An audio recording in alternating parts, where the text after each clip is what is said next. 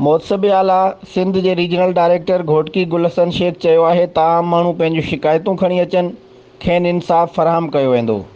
असांजी ऑफिस हर वक्त आवाम लाइ खुलियल आहे। अहिड़नि ख़्यालनि जो इज़हार हिन government high school Mirpur Mathelo में मुनक़िद कयल आगाही सेमिनार के ख़िताब कंदे कयो। सेमिनार में डीओ प्राइमरी सैयद इसरार शाह, डीओ सेकेंडरी अब्दुल मालिक बुलो समेत उस्तादनि ऐं शागिर्दनि वॾे अंग में शिरकत कई। उन मौके ते रीजनल डायरेक्टर गुलशन शेख ख़िताब कंदे चयो त महोत्सव आला सिंध मोहम्मद सोहेल राजपूत जे हिदायतनि मुताबिक़ आम माण्हुनि जे शिकायतनि जो अज़ालो कयो पियो वञे। असां वटि शिकायत दाख़िल कराइण लाइ कंहिं वकील जी ज़रूरत नाहे।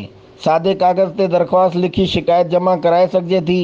हिन जो चवणु हो त रीजनल ऑफिस घोटकी आम माण्हुनि तोड़े सरकारी मुलाज़िमनि जा मसला हल कराइण लाइ किरदारु अदा करे पई। आगाही सेमिनार मुनक़िद करण जो मक़सदु अवाम खे आगाही ॾियणु आहे त जीअं हू पंहिंजा मसला हल कराइण लाइ रीजनल ऑफिस सां राबितो कनि। हिन वधीक ॻाल्हाईंदे चयो त जिन स्कूलनि में उस्तादनि ऐं फर्नीचर जी खोट आहे या इमारतूं ज़बून हाली जो शिकार आहिनि, अहिड़ी रिपोर्ट पिणु फ़राहम कई वञे त जीअं आला अख़्तियारनि ताईं मालूमात खे पहुचाए सघिजे। उन मौक़े ते डीओ प्राइमरी इसरार अहमद शाह ऐं ॿियनि पिणु ख़िताब कयो।